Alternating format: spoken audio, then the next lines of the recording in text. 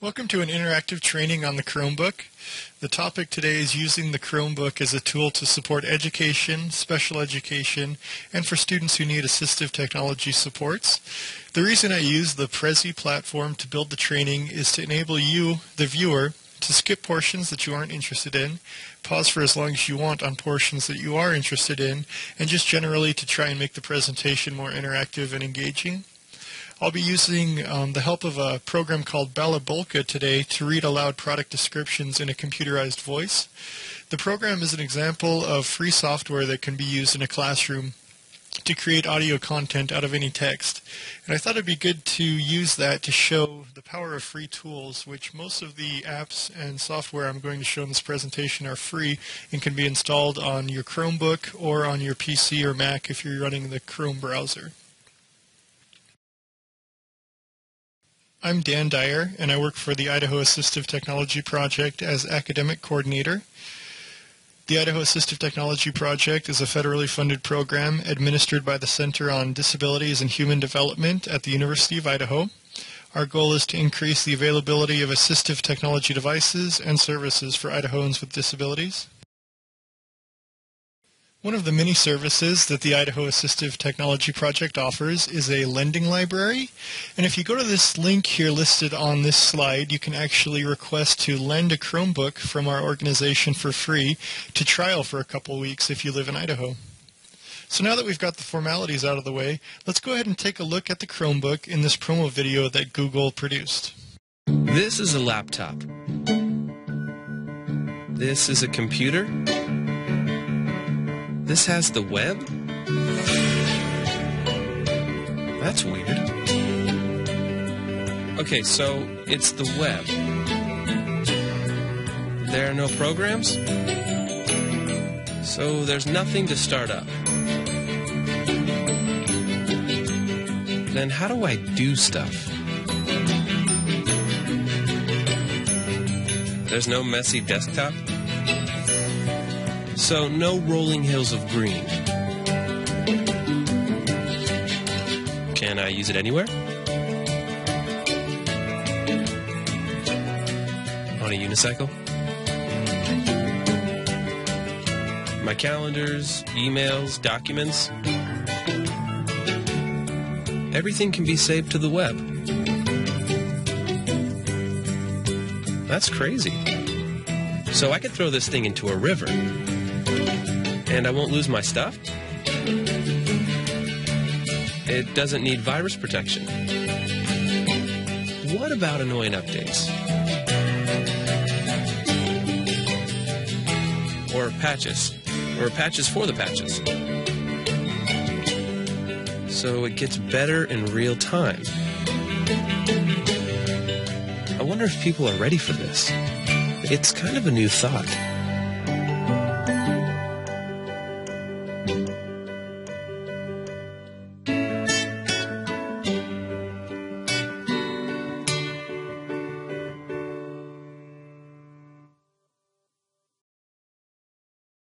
As you can see, Chromebooks are a unique device that combine features from several different types of computer.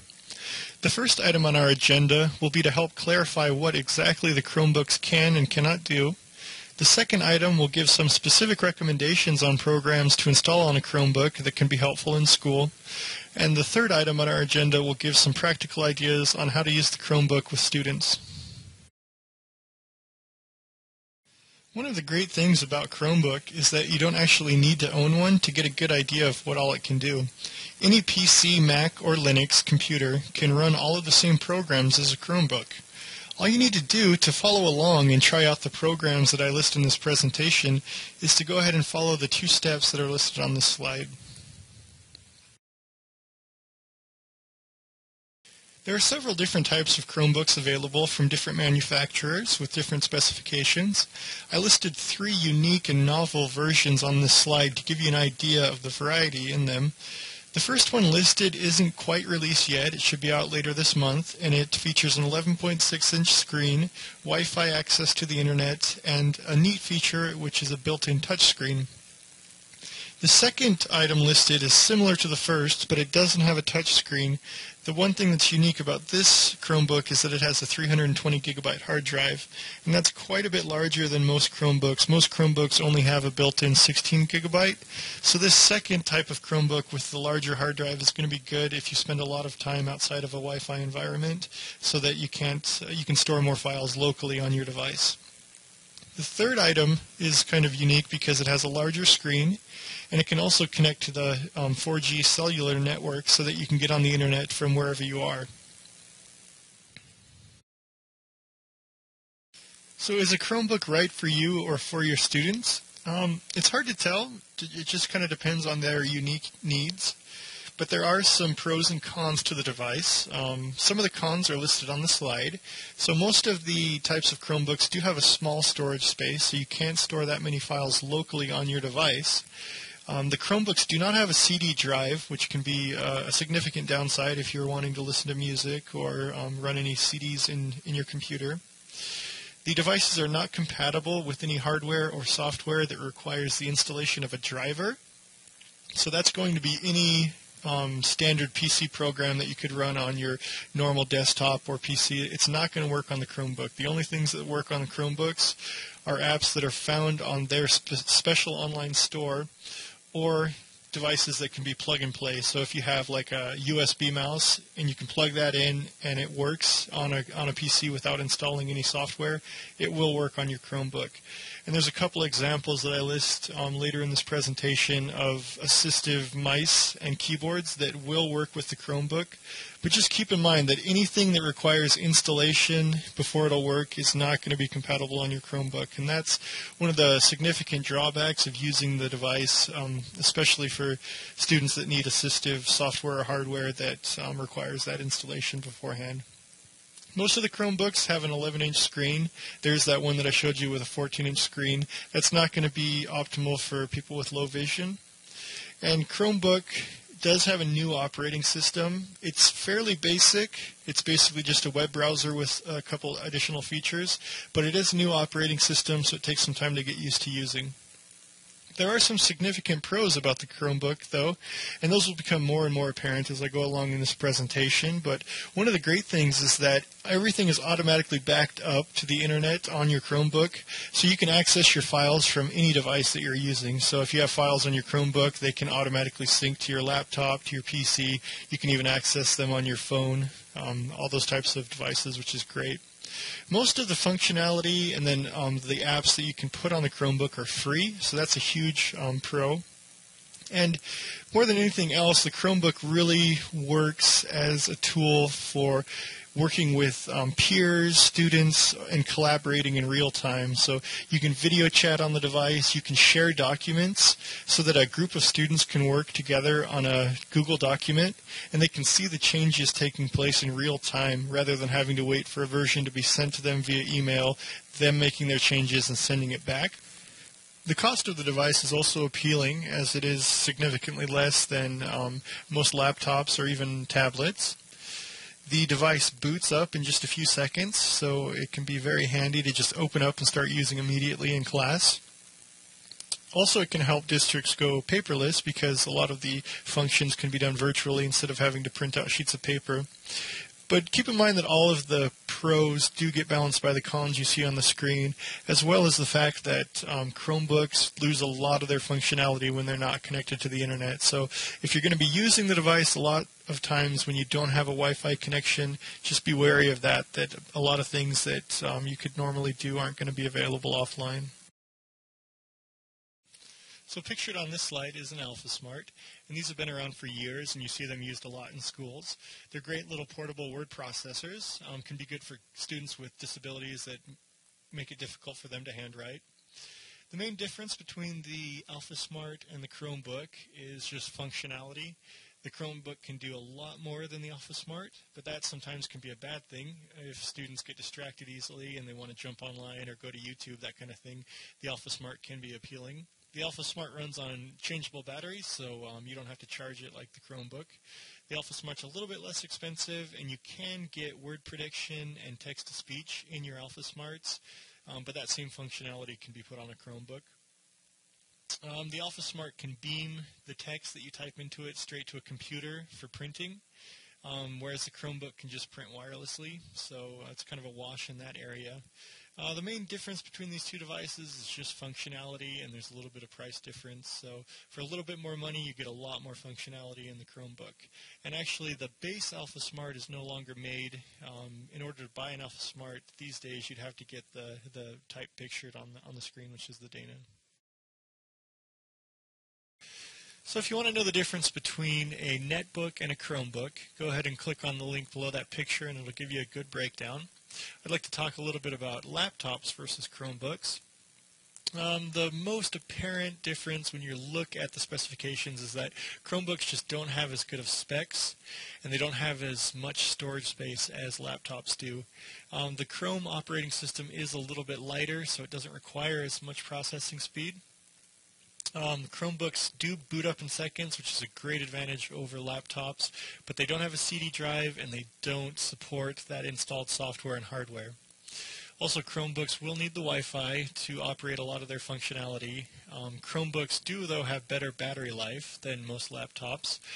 Also, Google offers their online services for free, so Google's equivalent of Microsoft Word or their equivalent of PowerPoint, Excel, those programs are going to be available for free using the Chromebook and using their free online services, which is great.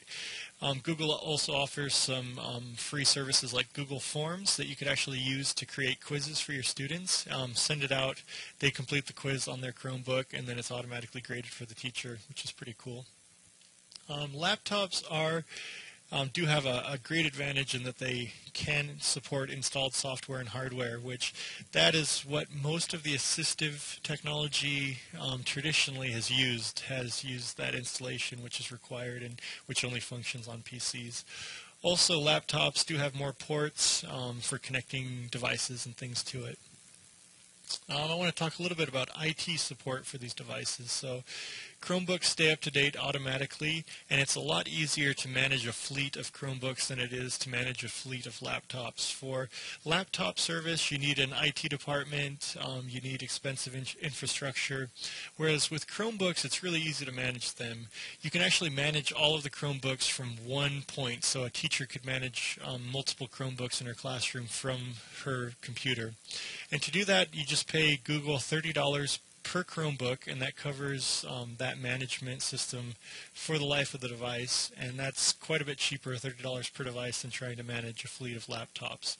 And for that $30, you can set restrictions on the Chromebooks to make sure students aren't accessing stuff you don't want them to.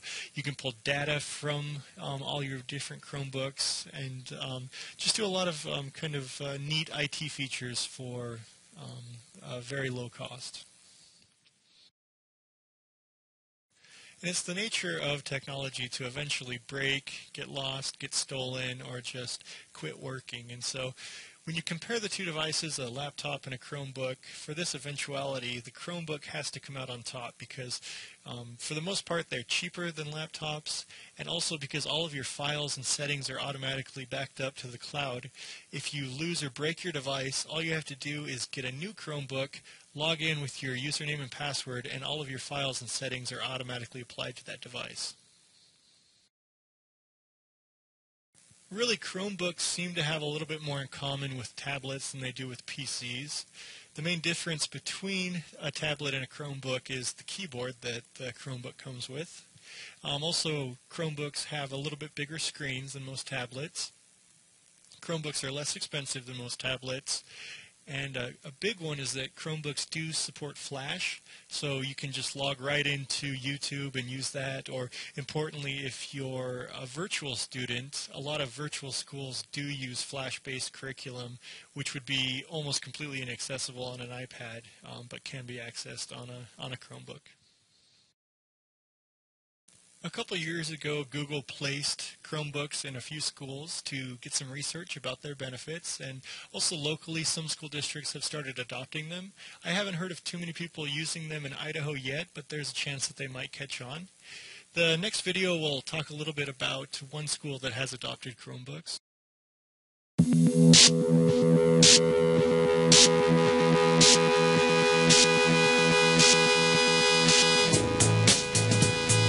KIPP Academy is an LAUSD charter that was founded in 2003.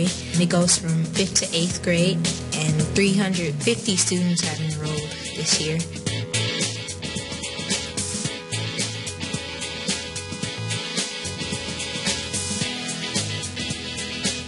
Compared to other notebooks, there's no software installed, there's no imaging that needs to be done. Once they're set up and deployed, the updates are really happening on their own. The less administrative overhead and burden you have to manage the computers, the more computers you can put out in the classroom and sustain and maintain over time. We walk into social studies class, we grab a computer, we go to Mr. Sanders' blog that he created the day before, and we follow the tasks or steps that are set. My class is entirely run online, and so my course is shifted from more of a direct instruction model, and then the students do some type of graphic organizer, some type of assignment, to a more interactive based model where the students are actually required to think independently, create, collaborate, rather than just memorize and regurgitate. I think it's definitely a better model for learning. I think the learning becomes more authentic. There's so much information, so many different ways to approach a topic. In print form, I would have to give them 1, maybe 2 articles. Now I can say, here's a list of 15 articles in their summaries. There's now an increase in personal investment because there's more choice. And when there's an increase in personal investment, there's definitely an increase in what they produce, which increases achievement. For you to have that one-on-one connection with your teacher rather than sitting in class and raising your hand all day and never get called on, I think that's just better. All my assignments in Google Docs are all stored, and it's not all unorganized, and I can easily send it to my teachers. It gives us open access to different applications and programs such as Google Moderator, where we can vote on different ideas that our teammates give us. There are different ways you can make presentations using the actual presentation mode on the documents in your Gmail. I think our grades are going to go up using this. The Google Chrome notebooks, I think they're very unique. They create the next generation of computers.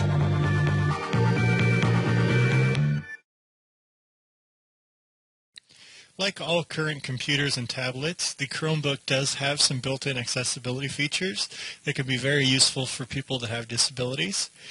To get to the accessibility features, you go into the settings menu, and you have the option to turn on or off all of the features that I display on my screen here. You can hook up a Braille display to the device, so if you read Braille, that can be great for you. There's also a screen reader built in that works all right. It basically reads aloud everything that you're doing, so if you move the mouse over an icon, it'll read that aloud, or it'll read text on the screen that's displayed on the screen and give you helpful navigation tips. You can do tap dragging, so that is where you double-click and then it can automatically highlight things or move icons around for you. You can change it so that the mouse cursor is a little bit bigger and has higher contrast. You can do voice search on the device, so you can actually speak to it and it will do Google searches for you just based on your voice. There are also some features for low vision included beyond what I have stated. So it's a pretty useful device, and it's great that they Google thought ahead and put in these accessibility features. Here are some tools that can be helpful when used in a school. AdBlock is an installation program that will block ads, external ads, distracting advertisements embedded in web pages, or those ads that pop up before you watch YouTube videos. And a lot of ads can have inappropriate content for schools, so using AdBlock can get rid of those. Google Cloud Services offer a really neat feature called OCR, Optical Character Recognition. So if you snap a picture of a worksheet, or if you have a PDF that you've scanned in, you can actually upload it to Google Cloud and it will automatically convert that image into editable text. So you could take a worksheet, snap a picture of it, put it into Google Cloud. It would turn that picture into editable text that the student could then type their responses into, or use that as a platform to spring off of to generate their own written material, which is really neat. And I'm going to be talking about some apps that can be used in general education, but because there's so many of them, I can't possibly talk about all of the different types and categories. So a good place to start if you want to look into this yourself is to click on that link under Apps for General Education, and it lists a ton of free apps that Google has put online that you can download and use in the general education curriculum. If you want to do some more research and find some more neat ways to use the Chromebook, just Google Teacher Hangouts for Chromebooks, or Chromebook wikis, Chromebook lists, Chromebook blogs. There's just tons and tons of resources like this out there. Optical character recognition in Google Docs. Speech recognition is a powerful tool that can be used to supplant or support physical writing or typing. The Chromebook actually comes installed with voice search already, but if you want to expand that to actual dictation and completing written assignments with voice, there's a couple ways to do that. One good way is to use the TalkTyper website, and that's pictured on this slide. And so what you do is you click the little mic button, you speak into it, and then it shows in red what it thinks you just said. And as long as that is correct, which most of the time it will be because it's very accurate, you just click that little down arrow that's circled in red, and it drops it into your document, and then you continue dictating until you've completed your writing assignment. There's also another app called Voice Note that can be used with similar functionality, but it's installed directly on your Chromebook instead of using a website like TalkTyper does. But these are two options for speech recognition that work fairly well and are free, like most of the things in this presentation. For students with print disabilities, accessing their reading material electronically can give them equal access to the curriculum. Bookshare is the world's largest online library of copyrighted content for people with qualified print disabilities. Installing this extension enables text-to-speech and word-level highlighting for the Bookshare web reader. For students who do not have a print disability, electronic reading material can still be useful. Google offers an ebook reader app that lets you choose from over 4 million books on Google Play and take your favorites with you for reading offline. The app makes your books available for reading even when you are not connected to the internet. You can change font and layout, and search within the book. You can highlight text, add margin notes and select words to find definition, to translate, or to search online. Another option for reading material is the app Me Genius. It includes beautifully illustrated and enhanced books featuring many of your favorite titles for free. Read each book with audio playback, word highlighting and automatic playback. If you want to read it yourself, just click the pause button, and then turn the pages manually. Here's an add-on dictionary by Google that any word that you can click on, it'll show you that definition, and then you can also have the word pronounced out loud. A more advanced spell check engine can be useful for students who struggle with writing. Ginger is the only proofreader that corrects 30 types of grammar errors, and provides the most accurate spelling corrections. Ginger offers corrections based on the context of your writing, for mistakes such as commonly confused words, then/then, homonyms, your/your, slang, wanna, lol, and more. Ginger has an easy-to-use interface that allows you to correct multiple mistakes with one click. Ginger allows you to improve your English in popular platforms such as Gmail, Facebook, online forums, blogs, and others. Here's an app for abbreviation expansion, and what this app does is you can define any keystroke or keyword to automatically expand into a phrase or a paragraph or a sentence or multiple paragraphs. And so this is very useful, especially for people with motor disabilities. If it's difficult for them to type and they have to type common phrases like their name, you can set this up so that they only have to put in 1 or 2 keystrokes, and it'll automatically input that longer string of text into the document that they're working on. Here are examples of 2 math apps that you can get for the Chromebook. The Carrot Sticks app, which is pictured, is kind of neat because you can actually compete against other students, either in the class, in the school, or anywhere in the world. And so it's kind of like an interactive activity that has a little bit of competition in it that teaches math skills. For calculations, here are 2 apps that you can install on your Chromebook. One is just a basic calculator. The other one includes graphing features and other neat tools. And there are just a lot of different calculators out there. These are just 2 examples that you can use. This is a plugin specifically for Google Docs, and I highly recommend this plugin. It's called the Read and Write Toolbar, and it really gives you access to some pretty advanced features. So you can have the text that you type read aloud to you, and it can actually read that aloud as you go so that your eyes and your ears can double check your writing to make sure that there aren't any errors. And there's a lot of really neat additional features built into it. So it has a word prediction feature so that as you type, it tries to predict what word you're typing, which is great if you have difficulty and you fatigue when you write, or if you have trouble with spelling and you're not quite sure what word you're going for. That prediction list can really help you. And there's other great tools, like you can extract the highlights that you put into the document so that you can study keywords or key phrases. There's a picture dictionary, just a lot of really neat tools. So I definitely recommend this one.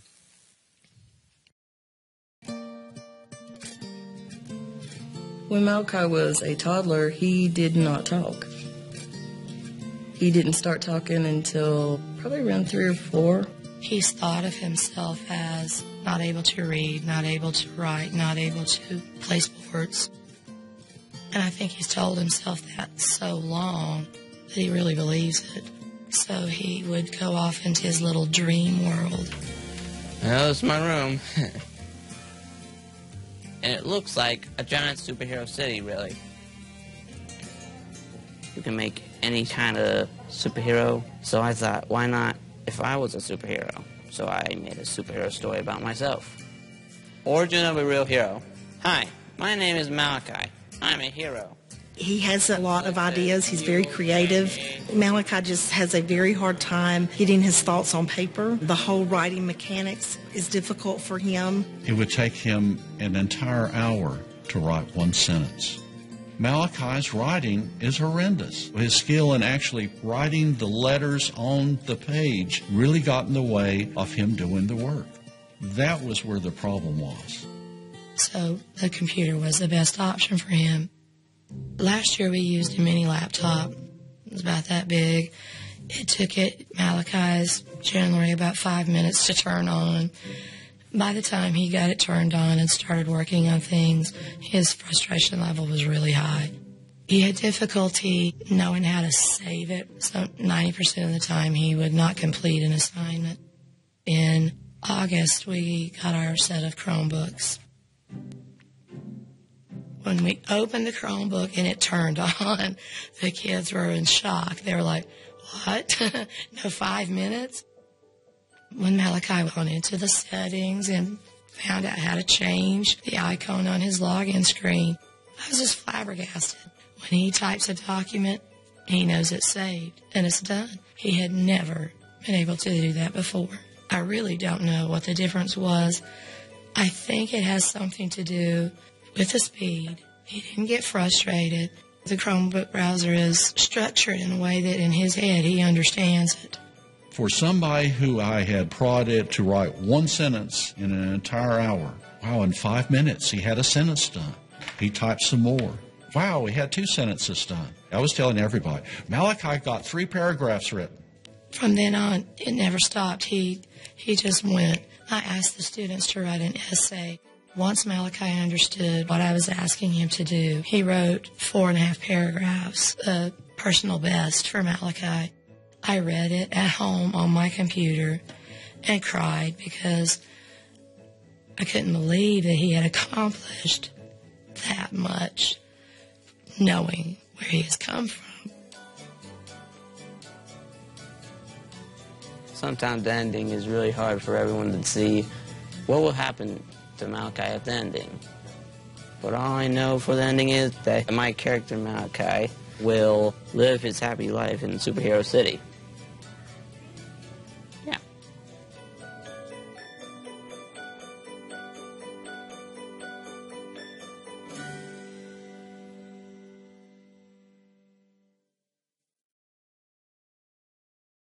For students with print disabilities and who struggle to read text, it can be very helpful to have a program that will read any text aloud to you.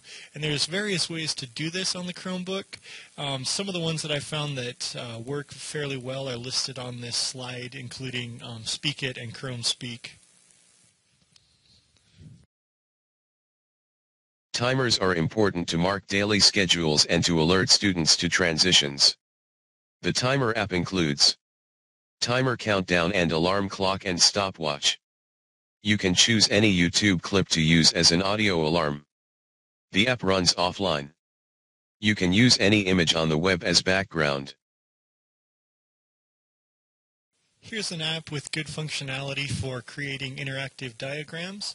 And diagrams can be used for a lot of purposes. One way to use them is for students that have cognitive disabilities to put information in a way that they can more easily understand it. So instead of having dense paragraphs and thick text with a lot of confusing keywords and syntax, you can actually distill the key points of that information into a diagram using this app to make it more accessible for those students.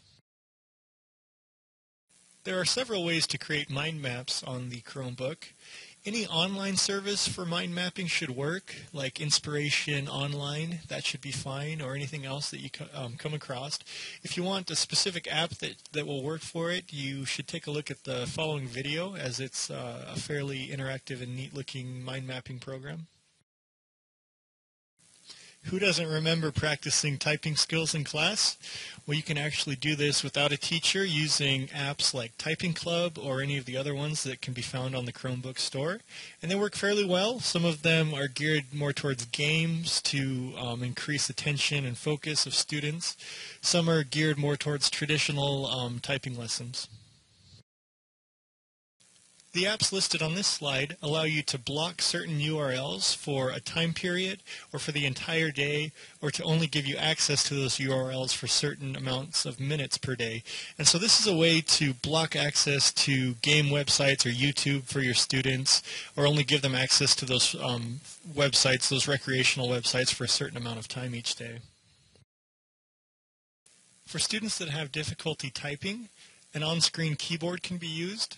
The virtual keyboard interface shown on this screen is a plugin you can put on your Chromebook, and then anywhere that you could actually physically type, you can just double-click the mouse, this on-screen keyboard will appear, and you can use it to input text that way. And there's something around 90 to 100 different keyboard variations, so you can experiment with different keyboard layouts for your students.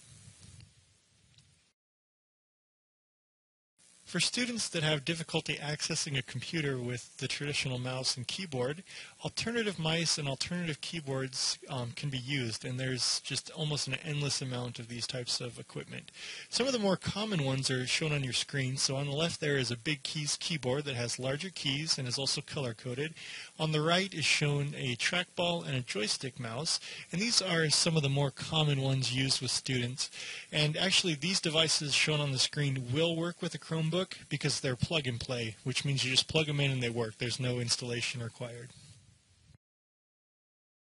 Evernote is a powerful tool for taking notes, and you can put this on your Chromebook, and then you can take web clips, you can put audio, you can type, you can take snapshots of your screen, put it all into the Evernote app, organize it into binders, and then it will automatically sync with all of your other devices to keep your notes current between devices. Evernote's great. It's used pretty widely, and it's pretty neat that it's available for the Chromebook in this application. So this is another one I would definitely recommend for students that are needing to take notes with the Chromebook. For students who cannot speak, there are a few communication programs available for the Chromebook. One of the better free ones available is called Pic2For-Me. With Pic2For-Me AAC communication boards, you can create, edit, play, and share communication boards by using the easy online software. It is switch accessible and the communication boards can be printed. Telling stories digitally is becoming more and more important in schools.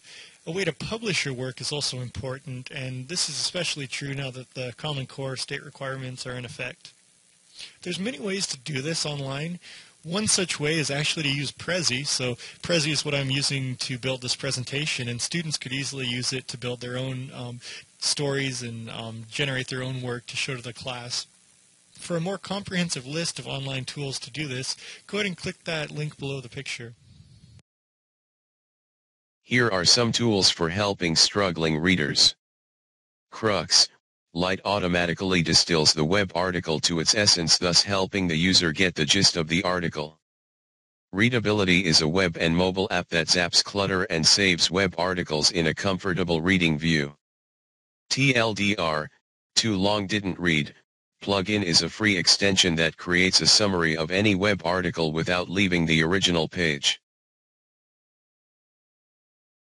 I'd like to talk just briefly about some ideas and some tips on using Chromebooks in schools. So as previously stated in this presentation, you can use Google Docs to collaborate in real time to build lesson plans, to build assignments in a small group. And this is kind of a neat tool because it's similar to what modern day people are using in the workforce to both collaborate in person but also virtually. Google comes with something called Sheets, and it's really similar to Microsoft's Excel.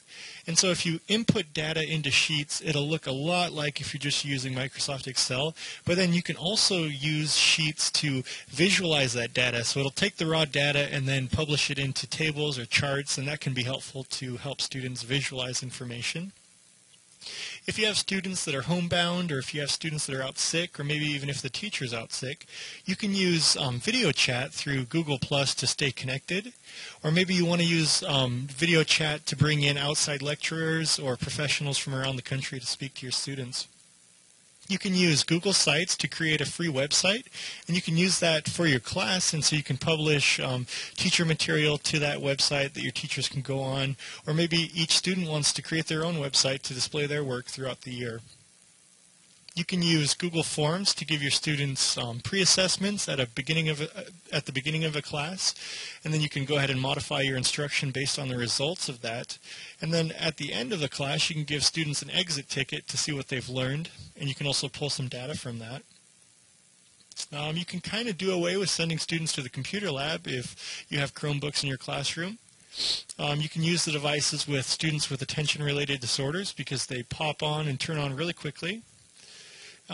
They can be a great tool for students that have difficulty managing paper and who have trouble with handwriting. You can use the calendar function to assign projects and use it to remind students when assignments are due. And with the Chromebook, it's really easy to access web-based resources. So any of the links listed there you can jump on and use, like the Khan Academy, to help supplement your instruction. Google actually offers a couple educational related services, such as a YouTube that only shows educational videos. And there's also something called Google Scholar that when you do Google searches, it will only return scholarly results, which can be useful for your students. So thanks from the Idaho Assistive Technology Project for viewing this presentation. If you'd like more information or want to contact us, please just visit our website at idahoat.org.